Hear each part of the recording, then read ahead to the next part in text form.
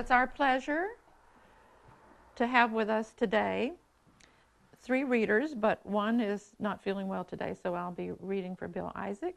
But Larry W. Schnell will start off. But, thank you. This story really has a lot to do with my parents. I took a lot of stuff from my parents and just kind of threw it in there and stirred it up with a bunch of other fictitious stuff, and this came out. Back home in the Catskills. The promise Agnes made that day at her parents' farmhouse was a forever promise. Fred looked up at his wife with sad adoration. He seemed helpless, as he often did when they were close.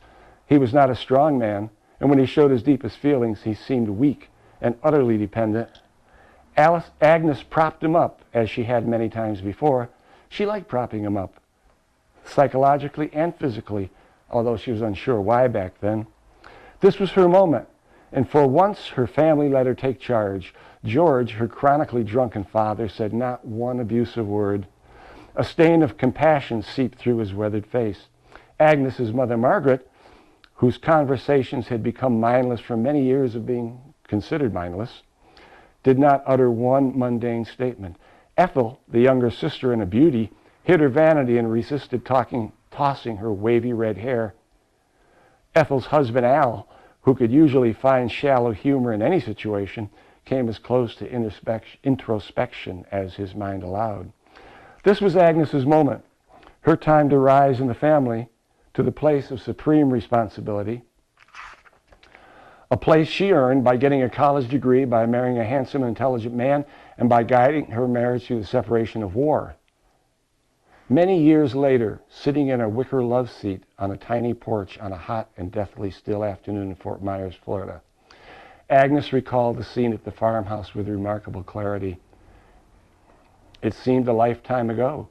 She picked up a small cup of tea she had sipped to make the hours rush by and thought of her mother and father dead these many years. She didn't need to fix her mind on Fred at that moment, for he had never left her thoughts. She would muse about that moment in the farmhouse as long as time allowed, as long as the phone was silent and the call she was waiting for did not come. Her gaze rested on the steamy bay as she absently watched the seagulls cross her field of vision, framed by the condo porch in the 7th floor. Her mind was in the Catskills in New York State. Many people, and some not so good ones, had gone since then.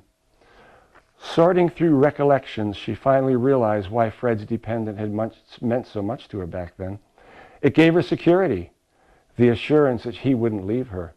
He couldn't leave her because he needed her. That dependence was better than a promise that he would always be with her. People break promises, but needs do not go away. She realized so many things about herself now that she didn't understand at that time in the Catskills. She felt embarrassed at the private revelations.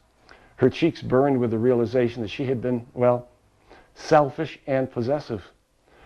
Her lips curled up in a hint of a smile, pushing up her sagging cheeks, adorned with rouge in anticipation of a hospital visit.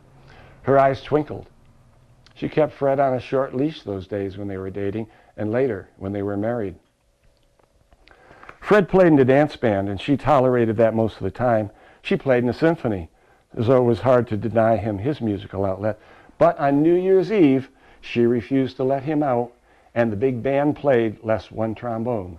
A handsome musician could get in a lot of trouble on New Year's Eve without a wife to manage him. And managing him was not what she intended to do on a holiday that was traditionally family night. Togetherness was her favorite word, and she wasn't about to go to a dance as a chaperone and watch revelers drink themselves into oblivion. She didn't appreciate drunkenness because she never drank. Fred didn't consider himself a great musician, but he was a good one. Better, more talented musicians were temperamental and unpredictable, arriving drunk or late for gigs or not arriving at all. He was in demand of the big bands that played the proms and socials in upstate New York because he always arrived on time, remained sober until the dance was over, then he'd pull out a warm Genesee beer from a brown paper bag hidden in the trombone case. By the time he was home, he'd have had another, seldom more than 2, at least not in the beginning. Agnes endorsed his assessment of mediocrity as a musician and mediocrity in everything else. He had just enough talent to make him attractive, but no genius to make him eccentric or uncontrollable. While thinking about him as she looked out over the bay, she wondered if his talent exceeded her assessment. She wondered if she had deliberately suppressed his talent and if he had appeased her by not being outstanding. Fred's brother Bill, after all, was an accomplished musician who played in the clubs of New York after the war. He was a former Navy captain with a warship and 5 marriages in his past. All of them good ones, he'd like to say, knowing how that would irritate Agnes's sense of marriage. Fred wasn't like his brother. She nodded as she put down her teacup. When they met at Ithaca College, she knew he was the man. They studied and played music, talked about musicians. They loved Wagner, Strauss, and others, mostly Germans, and they loved music with brass. Fred was tall and flashy with wavy black hair that shined like polished shoes. He was a family man by any measure. He loved his mother and wrote to her in Rochester every week. Agnes was at first jealous of this mother she'd never met, but she recognized Fred's devotion as a sign of good character. Fred didn't mention his father, and Agnes did not ask it at first. When she did, she learned that his father had died in an accident when he was a child. She guessed Fred was 6 or 7 at the time because he told her he saved his pennies during the Depression to buy his father a piece of candy. His father was a hard-working and responsible man, a tailor and a Freemason. He sang tenor in the church choir. She hadn't known a father like that. Growing up, she had a vague fear that all men were alike and all men were like her father. George was the son of German immigrants who built a farm in the Catskills. He worked construction in New York City while living on the farm he inherited. He was a drinker and a hellraiser, a man feared by friends and enemies for his volatile personality. He was a big man with a broad, flat forehead under thick hair that turned from ash to white while Agnes was away at college. His nose curled down like an eagle's beak and his chin was large and square. He walked with stiff legs and swung his arms as if their motion would help propel his big frame. Agnes used to hear the yelling in the bedroom upstairs, and the next day she'd watch Margaret dutifully preparing breakfast despite a bruised arm or swollen eye. George took out his anger on others, especially if they were different or had a weakness. From George, Agnes learned that Jews were kikes and Catholics were crossbacks and Germans were krauts and Italians were wops, among other things. Just about everybody belonged to some ethnic group that George had a name for except George, who was of course German until after the war. Then he became Swiss, as did Agnes, except when she talked about music, then she was as German as Richard Wagner. While Agnes was in college, her sister Ethel and Al married. Al complemented the family perfectly. He commuted with George to New York, to the construction sites. Al knew George as well as anyone, got along with him better than most. They drank together, hunted together, fixed cars together, played tricks on each other, although they didn't laugh much. Agnes felt alienated from the family because she'd left home for a few years and remained single while Al bonded with her father. Agnes lacked the courage to invite Fred home to meet her parents. George didn't have much use for people who went to college. That was evident when Agnes brought her roommate Meredith home at Christmas time for the first year. Agnes warned Meredith not to let on that she was Jewish or she'd hear about it from George. If it got bad, they'd just go outside and walk in the woods or along the dirt roads where they could talk and be alone. At dinner the first night, the dining room was cozy, family setting. The wood stove warmed them as the country meal was served. The dining room table was unusually fancy. The dinner was steak and potatoes served on china with silverware Agnes had not seen before. George was unusually polite and pleasant, and Agnes was at first proud of her father.